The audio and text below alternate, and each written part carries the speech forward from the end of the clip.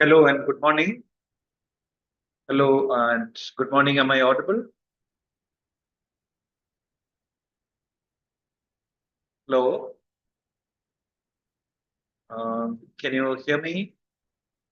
Can I have some response? Okay. Okay. Fine. So we have some technical glitch to start, but I hope it will get solved. And some of you are joining from YouTube live, so you can see me there. And I don't see participants in Zoom.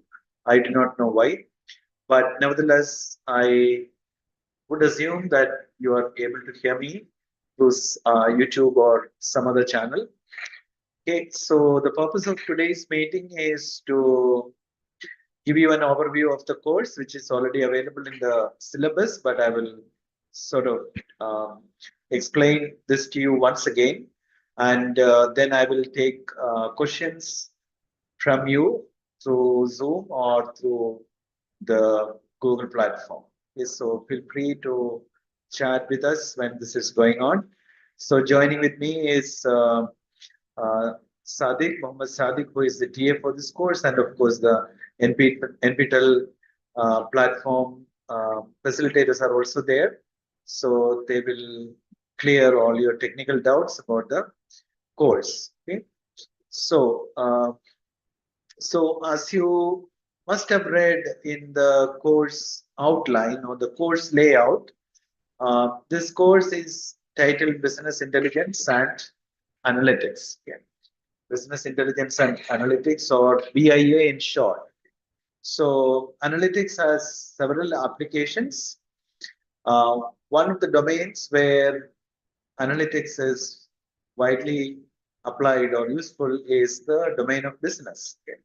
So business decisions can be hugely supported, and decision makers could be enabled through data-driven decisions. Okay. So, so generally, um, it is believed, and also there is evidence, empirical evidence, that data-driven decisions are better than decisions without data. You can take decisions by two means. One is decide based on what you feel, what your experience is, what is your hunch, etc. Okay, you can see that experts take decisions uh, sometimes relying on their past experience. Uh, but decisions could be improved if you also look at uh, relevant data, and if you model that, that could be further useful in taking decisions. Okay, so in that sense, the major use of analytics in business is in decision making. Okay, or in short, it is called decision science. How you actually scientifically take decisions. Okay, and one of the means for scientific decision making is to use data. Okay, for example, if you have to decide how much inventory you would keep on a particular day uh, for a particular production. Okay? So you can do that arbitrarily based on what you think. You can also do this based on your recall of your experience, say in the past year or in your career. You can also look at yesterday's demand. You can also look at demand during the same season in the last year. Then you're talking about data. Okay, so that is what we mean by data. Okay, use relevant data and use some science to analyze that data. Okay, here science, I mean, by science I mean it could be statistics, it could be mathematics, it could be computer algorithms, which will help you to draw a useful insight from that data. That is what we mean by science. So you can see that data analytics is informed by or powered by science, okay, underlying science. So the sciences are, as I said, statistics or mathematics or computer science in itself. And sometimes if you are using user data, okay, you also need user psychology, okay, to understand and interpret behavioral data. So therefore, you may also use psychology in behavioral sciences to support your analytics. Okay. So analytics stands on the foundation of sciences, underlying sciences. It also has a pillar, another foundation or another pillar, which is that of the technology. Okay. Technology is a very important foundation or pillar of analytics. One is the techniques provided by science, other is the tools provided by technology. For example, in order for you to draw insights from data, you need to capture and store data systematically somewhere. Okay, so you can imagine databases form an important technology for um, analytics. Okay, you need more technologies for analyzing data with the help of scientific techniques that could involve data warehouse, data um, also involve it could also involve, you know, uh, brokers in between databases and data warehouses, like your ETL, extraction, transformation, loading. A few sessions from now, you will actually learn more about databases, and you also need to know the language of databases, which is SQL. So, in a conventional way, SQL is not only method, only language, but it is useful for working with databases. Okay? Then you need to store data for analysis somewhere. Enterprise data, you have data where have to analyze data. Is someone talking? রুটি সবজি হয়েছে only ভাত Hello. আরে আয়ব এবার দাও খাবার সুরজিৎ কোথায় চলে গেল Okay, I request you to mute your mic. Harsha, I think your mic is. ওটা We can hear you because your mic is not mute. Please mute your mic. বটা দিতে হয় I also request Mokul and Harsha to mute your mic. বলে দেখি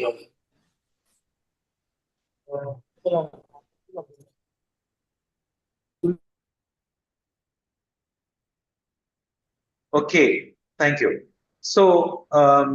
So therefore, data analytics requires technology, it requires science, and also it requires certain domain knowledge. You'll be analytics in some, for example, you may apply analytics in healthcare domain, you may apply in manufacturing. एक mail भेजा हूँ check करो एक mail भेजा हूँ I think participants, I think you have to keep your क्या नहीं है mics mute. Please mute your mics, otherwise I can't talk. In Chayan, your mic is not mute. Dr. Tapas, please mute your mics.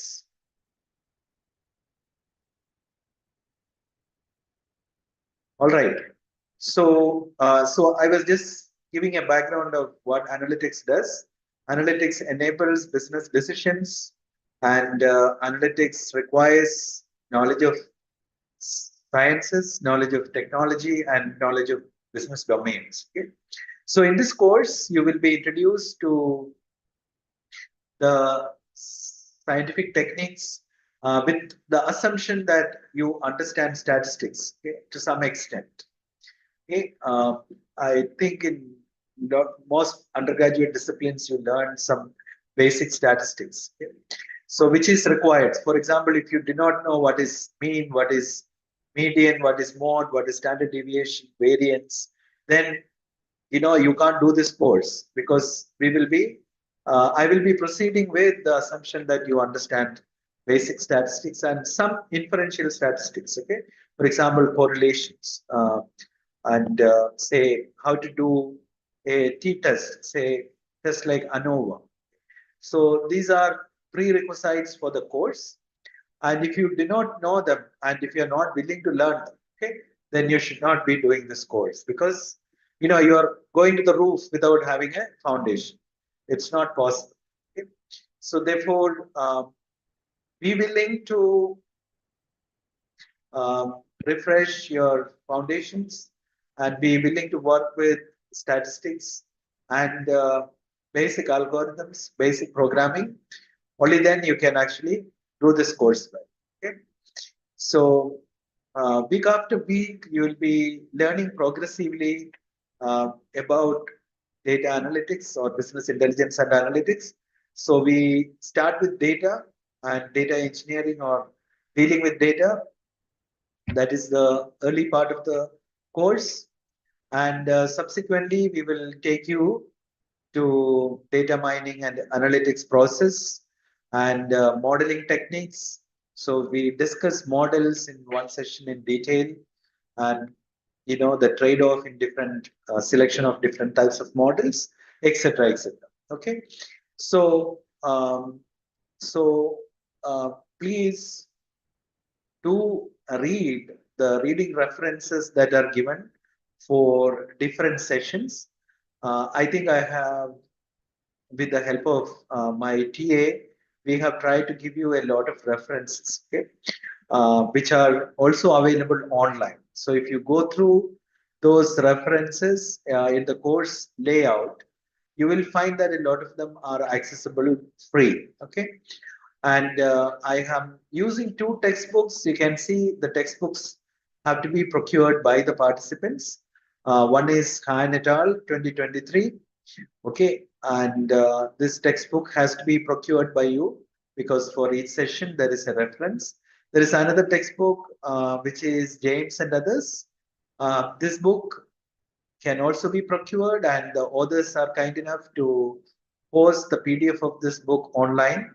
So you can search for it. It's not appropriate for me to post this book anywhere, in the PDF anywhere.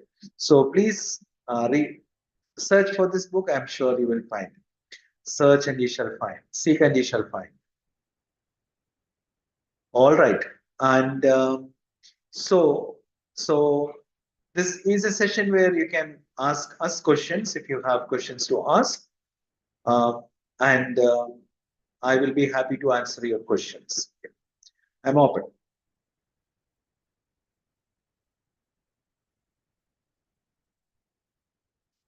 Yeah, I see there are 48 participants, so feel free to ask your questions, either unmuting your mic, or you can post that in the chat box also. Okay, so Karuna has a question. Is BI and analytics is still relevant as a skill to learn in the age of AI, with the likes of LLM models like ChatGPT, DeepSeek, which are capable of drawing conclusions if you provide the data sets? Okay. Good question. Yeah, if you think so, then I will let you learn LLM, ChatGPT, etc. And go ahead if you are very convinced.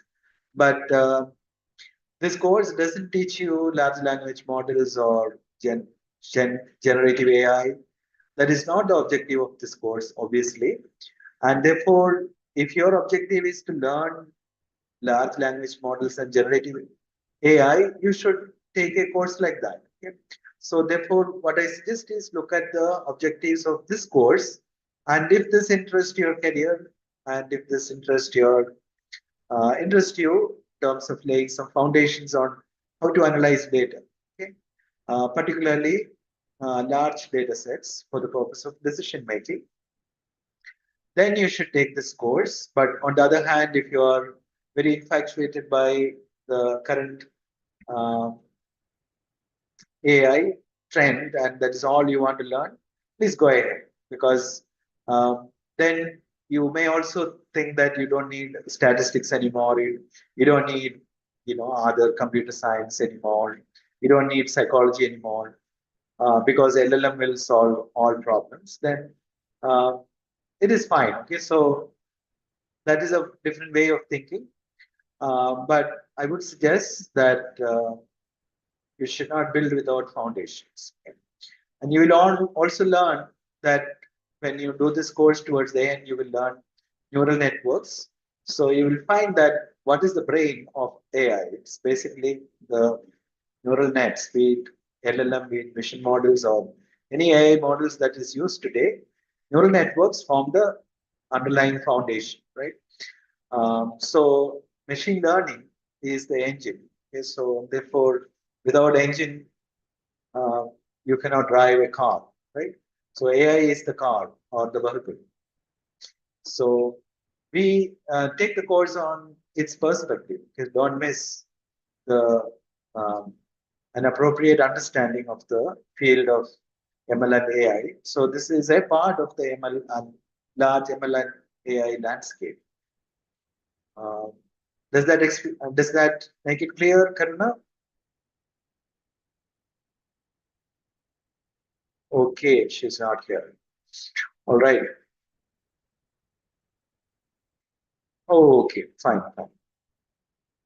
And Kalyani has a question. Kindly share the book links PDF format. Uh, well, as I said, there are copyright issues. It's not a right question to ask. Okay, these are copyrighted materials. Okay, so we are not supposed to share such links online because we may be sued by the publishers. Okay? So, but sometimes, you can buy the books, because when you credit a course, you also have to buy the resources. But I only suggested you may find sometimes the authors are kind enough to share their uh, books online, so you can search for it. That's all I can say.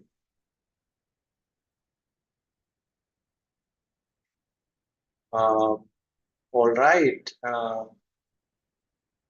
So Kalyani also says there are so many AI tools in the market, so how to know which ones to go ahead? So I will not be helpful here. AI market survey is not part of this course, and you can probably credit another course on AI and see if some help is available. But generally, commercial products people won't recommend. Okay, so and you may find a lot of online help. Or since you believe a lot in ChatGPT or Gen AI, ask your Gen AI to give you a sort of list of AI tools. Why don't you ask them because you believe in them, right? They know everything. They're like gods. Why do you ask me? I'm not a god. I'm not Gen AI. Okay, how BI course would help to get job opportunity in IT? Well, finding a job, this adds to your CV, okay? Or this adds to your competence, okay? Or competency. Okay, so you gain certain knowledge and skills and attitudes to take decisions using data, okay, or using data science or algorithms. So it builds that competency in you.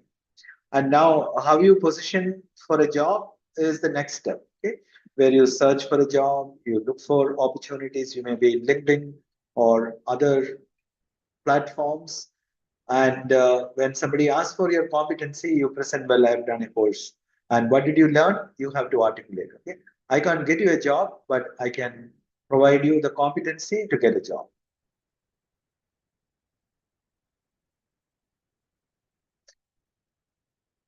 Somebody asked, is Python required for this course? Yes, very much. Okay, so Python programming is a skill that you will develop as part of this course. I use the term competency. Okay, competency is a combination of knowledge, skills, and attitude. Okay, three things. So that's the purpose of education also. So in this course, you will gain knowledge about BI, about analytics, conceptual knowledge, theoretical knowledge, and methodological knowledge, and you also need to apply it, because that's where we solve problems. Okay, I give you problems and data sets, and I also work out those problems during the course using Python as the programming language or programming. Uh, so Python provides libraries. Okay, so in the sense, if you want a function to execute something, you can actually call that function from the Python library, and that will execute uh, complex functions, mathematical functions. So, so those actually the programming is already embedded within those functions. We just call them. That is advantage of Python libraries. So our application of Python here is for data science or data analysis. And so therefore, be clear that we are not writing large programming code to automate something, but our primary purpose is to analyze data. Okay? So therefore, we just call uh, those functions which are useful for us to analyze our data. So you will see this through examples. And in the course outline, I have provided you with tutorials that may be useful to learn Python. In particular, let me, since you asked about Python, let me go down in your course layout.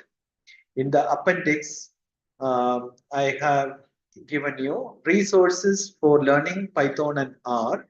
R is optional, but Python is required for the course. Okay, so you can see tutorial on Python as part of this. I have also given you reference to a book.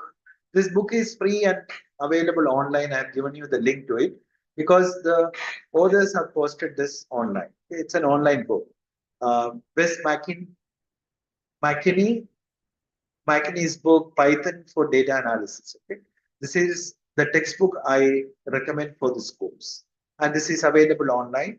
There are also video tutorials that I have provided as part of the course out. So do learn Python as part of this course in parallel. Okay, and some of you are talking about uh, LLM, large language models, and if you want to learn any of them, you need Python. Okay, and so this course help you get started with Python.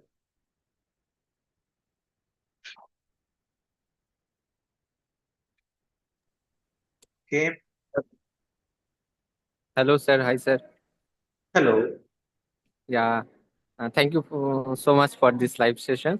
So basically, I heard about something that after complete this course, the highest scorer maybe get opportunity internship under you. That will be correct, or Yes, asking me, it will help you to find job. That's what you're asking.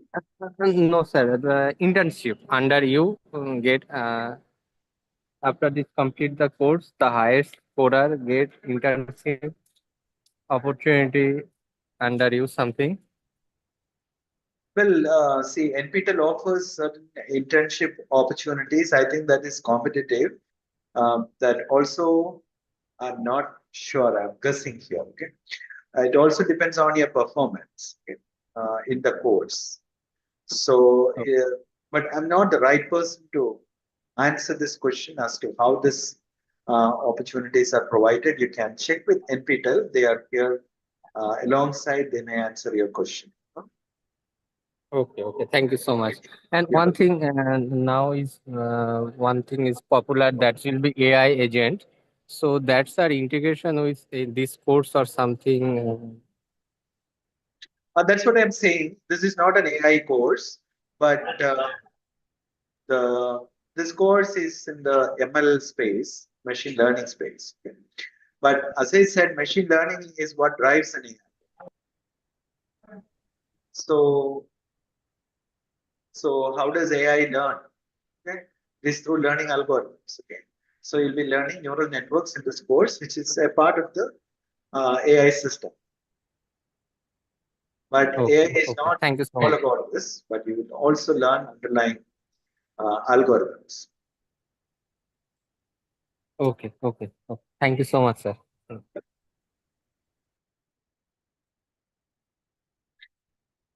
Okay.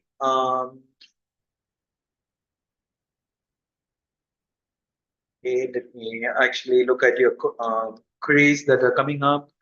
Uh, what effort should be made?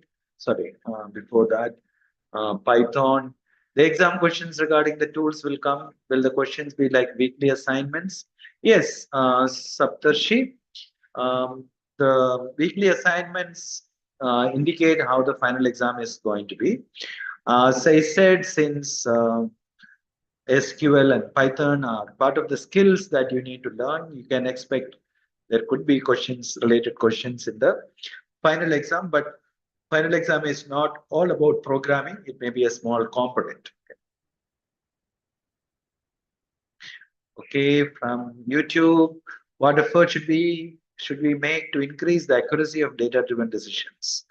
Well, you will be learning this as part of the course. Okay, the accuracy of the estimators or the accuracy of the models. Okay, how do we measure it, and how do we sort of interpret a model and a model's say prediction performance based on certain measures. You will be learning it as part of this course. Okay. Shakti asks, we have a minimum knowledge on statistics. Is it possible to learn everything about statistics that is required for this course? I start now. Depends on you, how much you're willing to work. Statistics is essential for this course because it's an assumption that you understand um, basic statistics and ANOVA, I would say. And without that, you will not be able to understand certain solutions. Okay. And this is not a statistics course. It's a sort of uh, prerequisite for the course. All right. So there are so much of help available on statistics online today that many universities like I've seen Penn State statistics. Okay, they provide statistics from foundation to advanced level online with a lot of exercises. You have to sit down and learn on a daily basis.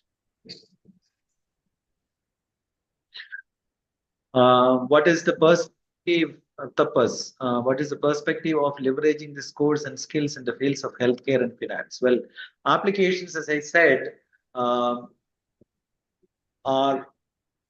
open in.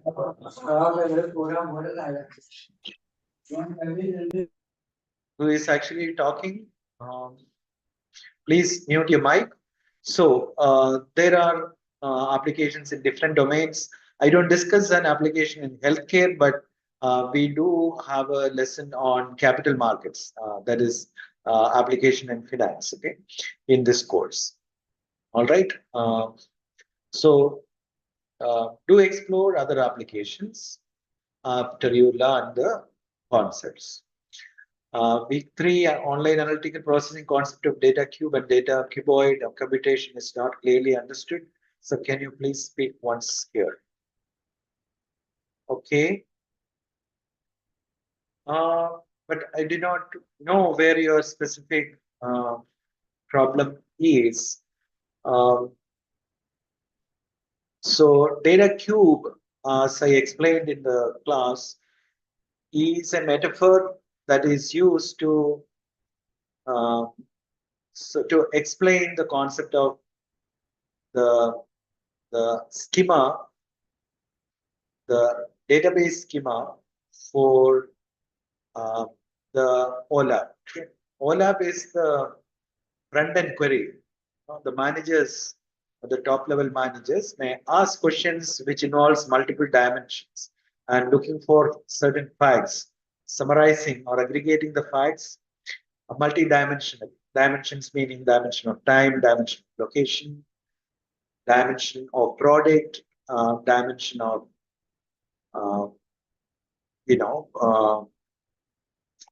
uh, say promotion. What else? Business may have different uh, dimensions. Okay, it depends on the particular business or particular domain also. Okay, so Comparing this dimension, there would be questions or queries. So you need to organize your data at the backend such that these queries can be responded to. So you have seen a central fact table which are connected to dimension tables. Okay, that is what a cube is. That particular structure is called cube. So instead of a transactional database schema, which is actually created to enable transactions, where there is no central fact table, but the facts may be dispersed in multiple tables. What you do in a cube is you reorganize your tables with one table at the center which captures all the relevant facts or performance indicators, etc. And link all other tables to this central fact table. That's called a cube. And then you can query basically the fact table. Okay? And based on your query, how many dimensions you require, you join the dimension tables and get the queries answered. Okay? The select using the select command, and using the join command and using group by command. These are actually explained in the lessons. You can go through them again.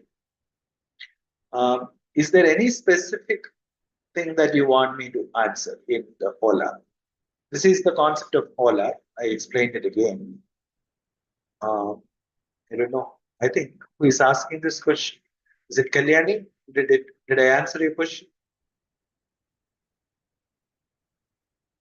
Okay, somebody, Muskan is from Yes, sir. Yes, sir. Actually, I have raised one more query. Okay, I will come to that in sequential order. Okay, I think all right. Muskan says he is from non-technical background, but the course does have technical content. I don't know what you mean by non-technical. Statistics, for example, computer algorithms. All these are technical in a sense. So it depends on your attitude again. If you are willing to learn intensely, you will be fine. But if you are technophobe, in the sense you have some sort of fear and anxiety, as soon as you see a line of code, then it will be hard for you. Okay? So befriend technology, get friendly with technology and get familiar with technology. Use the tutorials that I have referred in the appendix of your course layout that may help you to get more familiar. Only then you can go ahead.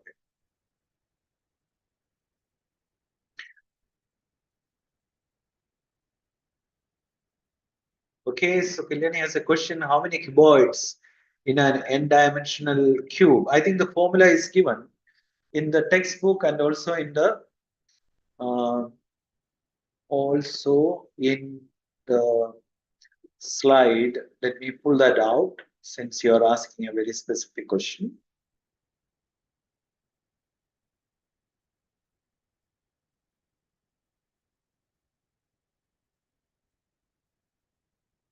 The formula is given there, right? It's a multiplication, right? Is the symbol confusing you? There's a pi symbol. Pi means it's multiplication. It's not sum. Let me pull out the. So the calculation I could not understand the scenario of cubes and cuboids, All right. Let me. slicing, dicing. Data cube computation says so. Data cube is a lattice of cuboids. Okay, a cuboid is the summing junction. Okay, which is actually using the group by command. So the T is the number of cuboids in an n-dimensional cube with Li levels each. And I explained this in the class, right? So suppose there are n dimensions. Okay, n dimensions means the take a specific case of n equals 3. Okay, So suppose the dimensions are product, time, and location. 3 dimensions. Okay. So your n equals 3. And suppose in each dimension there are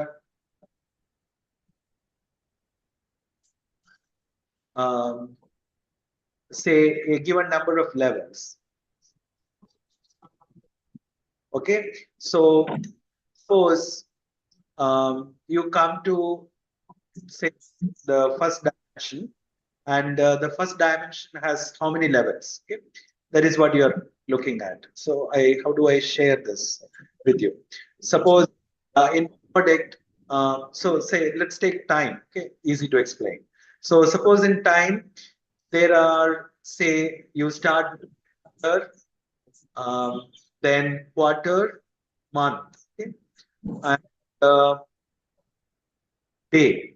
Okay, suppose then that means there are how many levels? 4. Levels. So, but the formula is Li plus number of levels time. Okay, time 5 into. Suppose similarly for product dimension, there are say 3 levels. So you make it 3 plus 1 4. So 5 into 3. So 5 into 4, and you come to say location. Location can be say country, state, district, etc. Suppose there are 5 levels. So 5 plus 1 6. So the formula for number of cuboids will be 5 into 4 into 6. That's what this formula is. So 5. What is I value here? I is for each dimension, you are counting the number of levels. Okay. Now, for example, so as I said, I is the dimension. Okay, you take the first dimension, which is time. Okay, that is I equals 1, time. Okay, and Li is the number of levels of that dimension I. Okay. I is the dimension, ith dimension. Okay. 1 is time, dimension 2 is product, dimension 3 is location. In my example. Okay. I equals 1 means I equals time. Okay, that is the first dimension.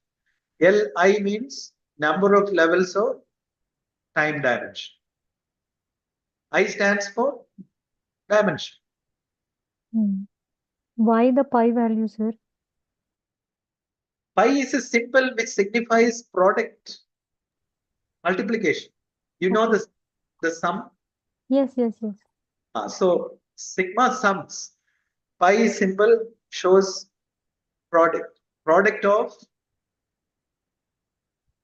Wait a minute. Since this is a matter of how familiar you are with the mathematical symbols.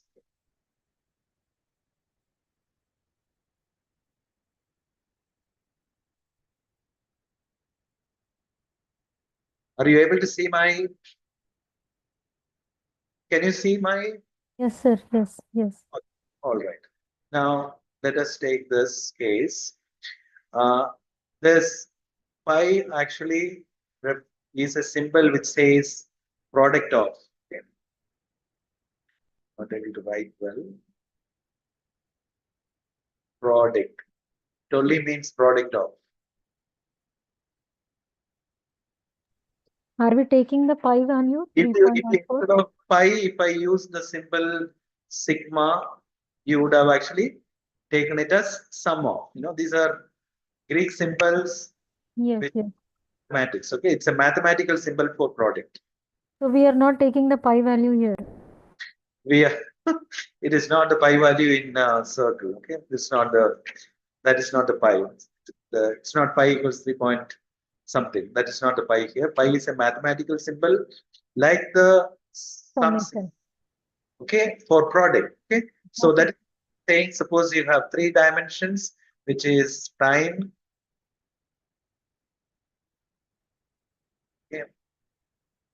Okay, and the product.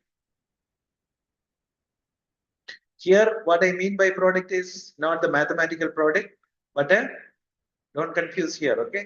This product is the, what I mean is the products, you multiply, okay? Multiply, in other words, okay? Here the product is a manufacturing company is having a product, okay? That is a product. Time, product, and what? Location, I said, okay? Suppose these are three dimensions with respect to which you want to analyze data. What you want to analyze is, say, probably the sales of a product, okay, in a given location and a given point in time, okay. So time has, say, year, quarter, day. I said, say, 4 levels, okay. This has, say, 3 levels, and location has, say, 5 levels, okay.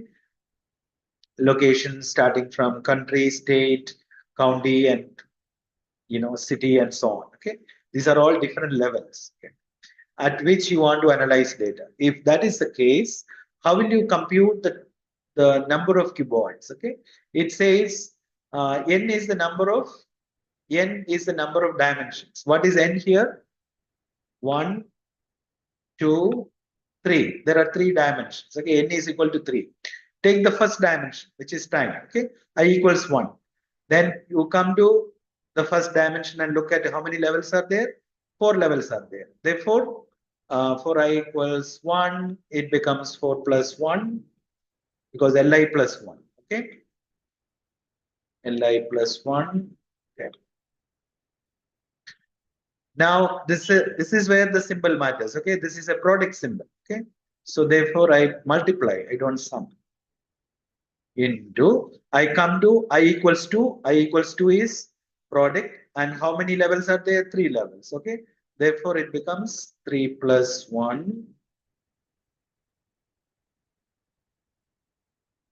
okay, into, it is not sum, it is product, okay. So into, I come to the third level, which is, sorry, third dimension, which is location, and this has 5 levels, okay. Therefore it is 5 plus 1, okay. This is how you will apply the formula. It's equal to, this will be the number of cuboids, okay. And this formula actually also just as the number of dimensions increase and number of levels increase, the number of cuboids and subsequently the sort of complexity and the storage requirements, etc., actually goes up, okay. And it's a product, you can say, and therefore the increase will be non-linear. Did you follow this? Yes, sir, absolutely. Thank you very much. Okay. But how to define the dimensions of time, product, and location? You have written 4, 3, 5. It depends on your context, okay. So Okay, for okay. example, a company or a manager wants to analyze product Sales. sale with respect to year, with respect to quarter, with respect to month, then you will define the levels accordingly. But somebody else comes and says, I want to look at time also semester wise. So therefore, time will have more levels: year, semester, quarter, month, week, day, hour, minute, second. You can add levels, okay, no problem. Then the Okay. number of levels will increase, and the computational complexity will increase. Storage requirements will increase. Okay, okay. Thank Okay. you very much, sir. Thank you.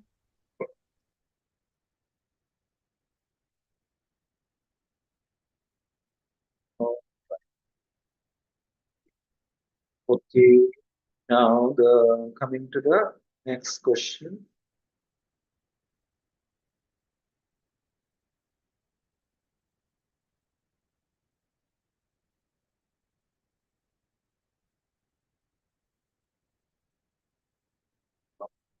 Okay. Please provide knowledge. Okay. Please share title of books which we need for this. Okay. This already shared. Okay. Which tools or applications work ion OLAP concept line? I didn't get this question, Vikram. Which tools or applications worked on OLAP concept line? I'm not following what you're saying. How this course is, you can rewrite your question, Vikram. I didn't get your point. How this course is useful for me, as I am a retired district forest officer with LLB, as I want to update my skills technologically and management aspect, as I want to share my 3.5 decades experience to the media. Actually, it's a challenge for you, as I already outlined. A certain background in technology and statistics programming would be useful. If you don't have, you'll have to start from the scratch. Okay, so appendix gives you a lot of references for learning. Uh, you know, uh, Other tools that is required for the course. So you try this out. Okay, that's all I can say. If you find it very uninteresting, you don't have to do it. If you find it interesting, then the interest will drive, okay, your learning. Okay, you test yourself. That's all I would say. In question, an OLTP system usually adopts dash and data model. Is it entity relationship model a subset of object relational model? I don't know what you mean by this. Uh, you already know that OLTP follows a relational data model. Entity relationship is a technique for designing databases. Okay, yeah. And object relational actually combines both object-oriented models and relational models. Okay, these are two paradigms. But I don't discuss object relational much in this course, but this may figure in OLAP systems to some extent. But it's not a uh, it's not a very important aspect of this course. I do not know where you are confused actually.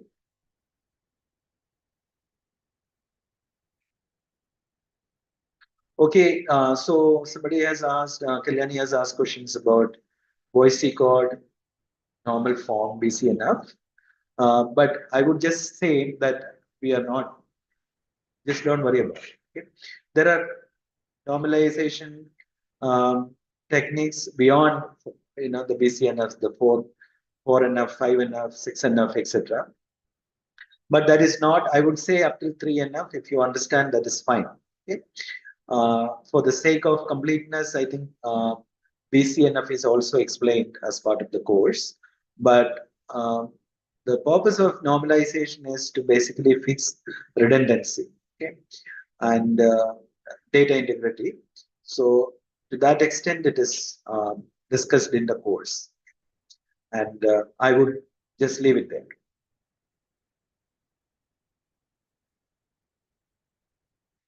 Okay, any further questions?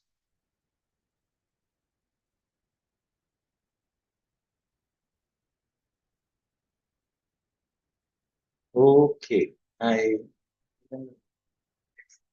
huh? Okay, so if there are no more questions,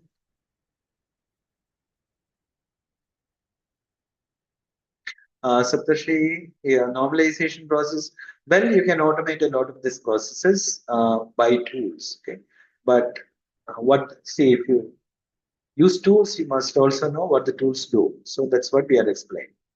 There are many tools which can take care of most of what we are saying. If you actually implement an OLAP, at the back end, the SQL queries will be running. Okay? So, but you can actually drag and drop and explore the data using nice user interfaces of the OLAP system. Okay? But the underlying technology is database technology and also SQL.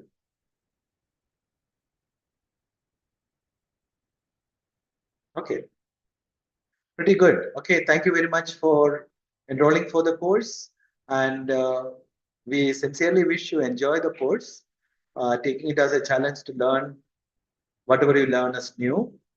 And let me caution you, this is a foundational course in analytics and machine learning, and it will help you to explore further on topics such as advanced analytics, AI and Gen AI and all that which follows. Okay, so it's a foundational course.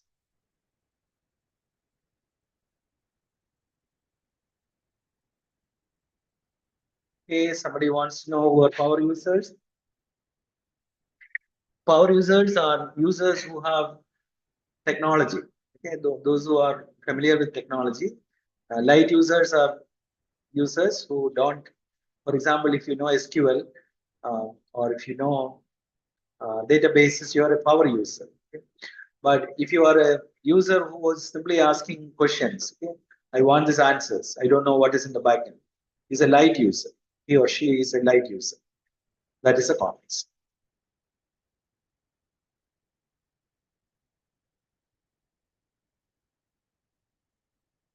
Okay, thanks Kalyani, thanks Saptarshi and others who asked a lot of questions. And again, we wish you all the best in the learning process. And we will be meeting again after 1 month. Okay, so store all your questions and concerns of the coming month, the month to come, for the next live interaction, which will be on the first Monday. Sorry, first Monday. Huh? Sorry, first Tuesday. Okay, first Tuesday of next month, 12 o'clock. So you'll be hearing from our NPTEL team well in advance of the next live meeting. So enjoy learning for the next 1 month, and we will meet again. Okay? Happy to answer all your questions. Of course, you can post your urgent queries on the platform, and we will be getting back to you. All the best. Have a great month ahead. All the best.